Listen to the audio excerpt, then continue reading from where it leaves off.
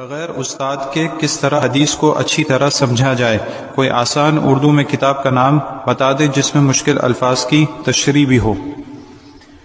بغیر استاد کی حدیث پڑھنا ایسے ہی ہے جیسے اس چھت پر آپ چڑھنا چاہیں بغیر سیڑھی کے۔ اب چھلانگے مارتے رہو کبھی چڑھ نہیں سکو گے، اس طرح ٹکریں مارتے رہو حدیث نہیں آئے گی آپ کو۔ حدیث پڑھنے کے لیے شیخ کی ضرورت ہے، استاد کی ضرورت ہے۔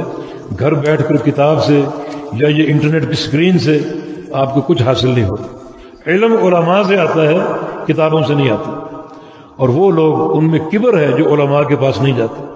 اللہ کے بندو، آج تو وسائل موجود ہیں، ٹیلی فون اور بے تحاشا ہر شخص کے یعنی جیب میں وہ رابطہ موجود ہے۔ علماء سے رابطہ یہ حصول علم کی ضروری۔ اللہ کے پیارے پیغمبر کو فرمان ہے قرب قیامت جہالت پھیل جائے گی اور علم اٹھ جائے گا۔ آگے کیا فرمایا کہ اللہ تعالیٰ علم کیسے اٹھائے گا؟ علماء کو قبض کر کے۔ لائبریریاں ہوں گی، کتابیں ہوں گی، کمپیوٹر ہوں گے، گوگل وغیرہ سب ہوگا، علماء نہیں ہوں گے، علم ختم ہو جائے گا۔